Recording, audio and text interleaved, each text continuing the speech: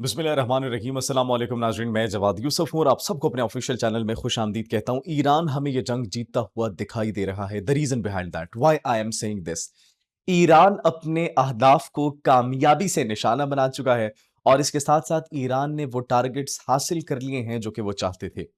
Iran को शिकस्त देने में अमेरिका और इसराइल मुकम्मल तौर पर जो है वो फेल होते हुए दिखाई दे रहे हैं।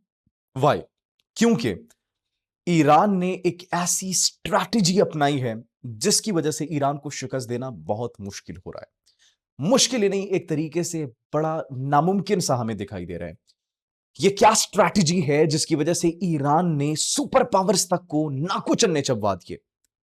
वो स्ट्रैटेजी जिसकी वजह से ईरान को अभी तक मात नहीं दी जा सकी। ईरान अभी तक जो है वो रेजिस्टेंस करता हुआ दिखाई दे रहा है। वो स्ट्रैटेजी पर बात करेंगे। अल अक्सा, मस्जिद अल अक्सा पर हमले की प्लानिंग की जा रही है और ये पूरी मुस्लिम उम्मा के लिए बड़ी एक खतरनाक सी सिचुएशन है नाज़रीन। मस्जिद अक्सा, मुसलमानों के क़िबला अव्वल पर हमला करने की ये जो बात की जा रही है, ये जो प्लान बनाए जा रहे हैं, वो प्लान क्या है वो भी आपके साथ नाज़रीन हम शेयर करने वाले हैं। पाकिस्तान और भारत, ईरान, इज़राइल की इस जंग में हमें कूदते हुए दिखाई दे रहे हैं। भारत ने एक गद्दारी की। भारत की गद्दारी के बाद अब भारत पर मुमकिना तौर पर हमले किए जा सकते हैं। पाकिस्तान सऊदी अरब के साथ मिलकर इस जंग में शामिल हो सकता है और इसराइल के बराह रास्त मद्दे मुकाबिल भी आ सकता है। तल अवीव की खैर नहीं है। तल अवीव तक पाकिस्तान अगर पहुंच गया, पाकिस्तान और इसराइल का एक तो नजरियाती इख्तिलाफ है और दो ही ऐसे ममालिक थे जो कि आइडियोलॉजी की बेस पर बने, एक इसराइल था और एक पाकिस्तान था। लेकिन जब भी कोई बीमारी आती है, वायरस आता है, उससे पहले ही उसका इलाज दुनिया में अल्लाह सुब्हानहू व तआला की जात भेज देती है। तो इसराइल जो 1948 में बना था, 1947 में पाकिस्तान को बना दिया गया था कि पाकिस्तान के उस वायरस का, ये उस बीमारी का इलाज है। तो पूरी दुनिया के अंदर अब सिर्फ एक वाहिद पाकिस्तान मुल्क है जिससे इसराइल को सबसे बड़ा खतरा है।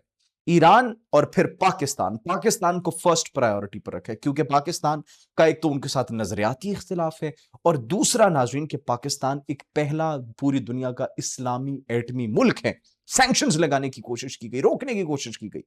पाकिस्तान ने फिर भी एटमी जो है वो धमाके किए और उसके बाद पाकिस्तान एटमी कुव्वत बन गया। ईरान की स्ट्रैटेजी पर बात करेंगे। पाकिस्तान, भारत और इज़राइल ये जो अब इस जंग में आने वाले हैं आमने-सामने, इस पर भी बात करेंगे। अल-अक्सा को जो निशाना बनाने की बात की जा रही है, इस पर भी नाज़रीन हम बात करेंगे। सबसे पहले नाज़रीन बात करते हैं भारत की गद्दारी की। एक फ्लीट इंटरनेशनल कॉन्फ्रेंस, एक्सपो, आप इसे एक मेला कह लें, उस पर ईरान के बहरी बेड़ों को बुलाया जाता है। बहरी बेड़ों को जब बुलाया जाता है, वो उसके अंदर शिरकत करते हैं, शिरकत के बाद वापस जा रहे थे। अमेरिका को खबर दी जाती है, ये आए थे, हमारे पास 200, 180, 200 के करीब जो है इनके ऑफिसर्स मौजूद हैं, सेलर्स मौजूद हैं इस बहरी बेड़े पर और इसको निशाना बना दो। निशाना बना दिया जाता है। निशाना जब बनाया जाता है, तो फिर भारत की सरहद के बिल्कुल करीब निशाना जब बनाया जाता है, भारत मदद को भी नहीं आता। श्रीलंकन नेवी उनकी मदद करती है और उनमें से तकरीबन 100 से ज़ायद जो लोग हैं, उनकी शहादतों की खबर जो है वो मौसूल हो रही है। बराह रास्त अब भारत इस जंग में शामिल हो चुके हैं, पीठ में छुरा घोंपा है। चाबहार पोर्ट ईरान ने दी थी भारत को डायरेक्ट हमारे खिलाफ। आप सबको याद होगा। क्यों? क्योंकि पाकिस्तान के पास गवादर पोर्ट थी ट्रेड के लिए। Pakistan didn't say anything. Pakistan फिर भी ईरान के साथ था। अभी भी पाकिस्तान जिस तरीके से ईरान का साथ दे रहे, जिस तरीके से मजम्मत कर रहे, जिस तरीके से खड़ा है ईरान के साथ, पूरी दुनिया देख रही है। भारत का साथ दिया, भारत के साथ तिजारती ताल्लुकात किस तरीके से थे, भारत ने उनकी पीठ में छुरा घोंप दिया। अपने ही बुलाए मेहमान को तबाह कर दिया। भारतीय साफी तजज़ियाकार ये कह रहे हैं, भारत अब इस जंग में एक कदम और आगे हो चुका है। ईरान की नाज़रीन अब स्ट्रैटेजी, पाकिस्तान भी इस जंग में शामिल होता हुआ हमें दिखाई दे रहा है, वो हम बात करेंगे, लेकिन पहले ईरान की उस स्ट्रैटेजी की बात करते हैं, जिस स्ट्रैटेजी की वजह से ईरान ने अब अमेरिका और इज़राइल को नक डाल के रखी हुई है। ये स्ट्रैटेजी है मोज़ैक स्ट्रैटेजी। मोज़ैक स्ट्रैटेजी क्या है? ईरान ने अपनी सेंट्रल कमांड खत्म कर दी है। There is no army chief in Iran. Chief of staff, एक मिलिट्री लीडर उनका कोई भी नहीं है। Despite of that what they have done, उन्होंने ये किया है कि अपनी फौज को 30 हिस्सों में तकसीम कर दिया है। उन 30 हिस्सों को तकसीम करने के बाद ईरान की जो फौज है, उन 30 हिस्सों के मुख्तलिफ कमांडर्स, चीफ ऑफ स्टाफ्स हैं। They are responsible for their own group of people. उन 30 हिस्सों को जब तकसीम किया गया, उनके ऊपर एक अलग कमांडर बिठाया गया और सबको 2 अहदाफ दिए गए, 2 टारगेट्स दिए गए। एक पहला टारगेट ये दिया गया कि रेजिस्टेंस जारी रहेगी, चाहे वो 1 मिसाइल से हो, चाहे वो 2 मिसाइल से हो, चाहे वो 3 मिसाइल से हो, चाहे वो 1 ड्रोन से हो, रेजिस्टेंस रुकनी नहीं चाहिए।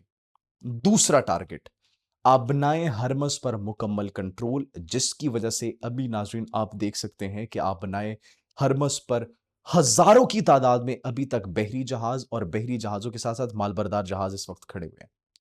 और ये मालबरदार जहाज कितने इंपॉर्टेंट है गल्फ ममालिक के लिए, आप तसव्वुर भी नहीं कर सकते। 85% जो उनकी इंपोर्ट्स है, अपार्ट फ्रॉम ऑयल, इंपोर्ट्स की हम बात कर रहे हैं, जो माल पर, जो खाने पीने की खुराक की अशिया पर इन्हिसार करते हैं, 85% डिपेंडेंट है वो इंपोर्ट्स पर, गल्फ ममालिक के कुछ कंट्रीज। सऊदी अरब शामिल है, कतर शामिल है, यूएई शामिल है। तो इस वजह से नाज़रीन बड़ा हमें एक क्यास दिखाई दे रहा है। ईरान की स्ट्रैटेजी, मोज़ैक स्ट्रैटेजी, 2 ये टारगेट दिए गए, दोनों टारगेट वो कामयाबी से सरअंजाम दे रहे हैं। ईरान और अमेरिका को क्यों नत डाली हुई है? अगर एक सेंट्रल कमांड होती, उसको निशाना बनाते, सब खत्म हो जाता। ये 30 कमांडर्स हैं, इन 30 कमांडर्स को एक दूसरे का नहीं पता, सिर्फ उनको ये 2 टास्क दिए गए हैं and they are responsible for their own actions. वो चाहे तल अवीव को निशाना बनाए, चाहे हाइफा को निशाना बनाए, चाहे यरूशलेम को, मकबूजा बैतुल मक़दस के इर्द-गिर्द ज़मीनों को निशाना बनाया जाए, ये उनको टारगेट दे दिया गया है। रेजिस्टेंस जारी रखनी है और अगर ये इनको निशाना बना भी दिया जाता है, तो इनके अंडर एक-एक उन्होंने असिस्टेंट रखा हुआ है, जो कि फिर उनकी कमांड को संभालेगा। And they all don't know about each other, एक दूसरे की प्लानिंग्स, एक दूसरे के एक्शंस को नहीं जानते, लेकिन जो इनको टारगेट्स दिए गए हैं, उनको बस ये जानते हैं, उनको अचीव कर रहे हैं, जिसकी वजह से अमेरिका और इज़राइल को नथ डाल के रखी हुई है ईरान की स्ट्रैटेजी ने।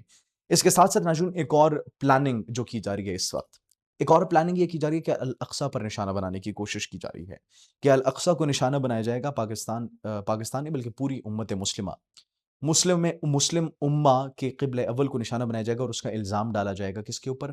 ईरान के ऊपर, कि ईरान के मिसाइल्स ने इनको निशाना बनाया। ईरान के बड़े प्रिसिजन मिसाइल्स हैं जो कि कामयाबी से अपने अहदाफ को निशाना बना रहे हैं, जो कि इज़राइल के अंदर बड़े इंपॉर्टेंट लोकेशंस के ऊपर निशाना बना रहे हैं। और पिछले व्लॉग्स में हमने आपको ये भी बताया था कि जो रिफाइनरीज़ के ऊपर, ऑयल रिफाइनरीज़ के ऊपर और साइप्रस के ऊपर हमला किया गया था, उसके पीछे ईरान मुलव्विस नहीं था। ईरान ने खुद इस बात का ऐलान किया है।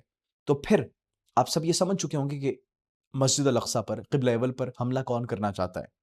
कौन करना चाहता है और उसका इल्ज़ाम किसको ठहराना चाहता है, ये आप सबके सामने अब सिचुएशन आ चुकी है। This is what they are planning right now. तो ये इस वक्त प्लानिंग मंज़र-ए-आम पर आ चुकी है। भारत की गद्दारी के बाद, और नाज़रीन ये जो मस्जिद अक्सा पर हमला करने की जो इस वक्त हमें मुबैना तौर पर इत्तलात मौसूल हो रही है, अनकन्फर्म्ड, ये बड़े अंदर की बात हम आपको बता रहे हैं, ऐसा हो सकता है। और ईरान की जानिब से स्टेटमेंट आ चुकी है कि हम इसमें बिल्कुल भी मुलव्विस नहीं है, हम ऐसा कुछ भी नहीं करेंगे। हम निशाना बना रहे हैं, पूरी दुनिया को दिखाकर निशाना बना रहे हैं कि हमने इस मकाम को निशाना बनाना है, हमने यहाँ पर हमला करना है और पूरी दुनिया इस बात को विटनेस करे कि हम जिस तरीके से जंग लड़ रहे हैं, हम सिविलियंस को निशाना नहीं बना रहे। जो अच्छा, ईरान के ऊपर जो हमला किया गया था, मासूम बच्चों को जो निशाना बनाया गया था, वो क्यों? वो क्यों निशाना बनाया गया? बाल नामी बुत जिसको बच्चों की बलियाँ ये पेश करते थे, ये उसको खुश करने के लिए कहा जा रहा है कि निशाना बनाया गया था। ईरान के स्कूल पर हमला किया गया जिसमें 165 मासूम नन्ही कलियों को शहीद किया गया। अब ईरान उनकी मिलिट्री बेसिस को, उनके इंफ्रास्ट्रक्चर को, उनकी सरकारी तनसीबात को निशाना बनाया जा रहा है, लेकिन स्कूल पर हमला करने का क्या जवाज़ बनता है? स्कूल पर हमला करने का यही जवाज़ बनता है जो हमने आपको बताया, बाल नामी बुत जिसको ये जो मुख्तलिफ सैक्रिफाइसेस प्रेज़ेंट पेश करते हैं, ये कहा जा रहा है कि उसको खुश करने के लिए एक्चुअली ये सब किया गया है। तो नाज़रीन इसके साथ-साथ अगर अब बात की जाए पाकिस्तान की शमूलियत की, पाकिस्तान भी इस जंग में मुबैना तौर पर वो शामिल हो सकते हैं, ये इत्तलात मौसूल हो रही है। सऊदी अरब के ऊपर हमला किया गया, रिफाइनरीज़ के ऊपर हमला किया गया, सऊदी अरब के ऊपर हमला, पाकिस्तान के ऊपर हमला तसव्वुर किया जाएगा। That's very clear. Strategic mutual defence agreement के अकॉर्डिंग। अब अगर अगला हमला सऊदी अरब पर किया गया तो पाकिस्तान डायरेक्टली इन्वॉल्व हो सकता है। पाकिस्तान अपनी आर्म्ड फोर्सेस सऊदी अरब भेज सकता है। हरमैन शरीफैन की हिफाजत की ज़िम्मेदारी पहले ही पाकिस्तान के पास है और तल अवीव फिर ये बचने वाला नहीं है। फिर ये कहेंगे कि इज़राइल था, ये नहीं कहेंगे कि इज़राइल है।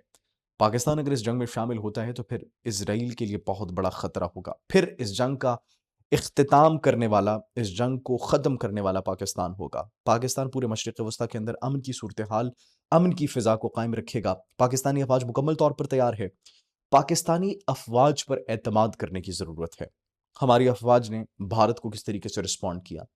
हमारी अफ़वाज ने अपार्ट फ्रॉम ऑल दी, आप कह लें कि जिस कदर तनकीद की जाती है और जिस कदर इनको घसीटने की कोशिश की जाती है, despite of what they are doing for our own people, Bharat को जो जवाब दिया था, अफगानिस्तान के अंदर फितनों को जिस तरीके से जवाब दिया, और अब आप ये तस्वुर करते हैं कि इसराइल अगर इस जंग में शामिल होगा पाकिस्तान के खिलाफ, पाकिस्तान को डायरेक्टली, उनके अंदर इतनी हिम्मत है कि पाकिस्तान को टारगेट कर सके, पाकिस्तान के ऊपर अगर उन्होंने हमला करने की कोशिश की, पाकिस्तान के साथ डायरेक्ट इन्वॉल्व होने की कोशिश की, तो डू यू थिंक कि पाकिस्तान पीछे हटेगा?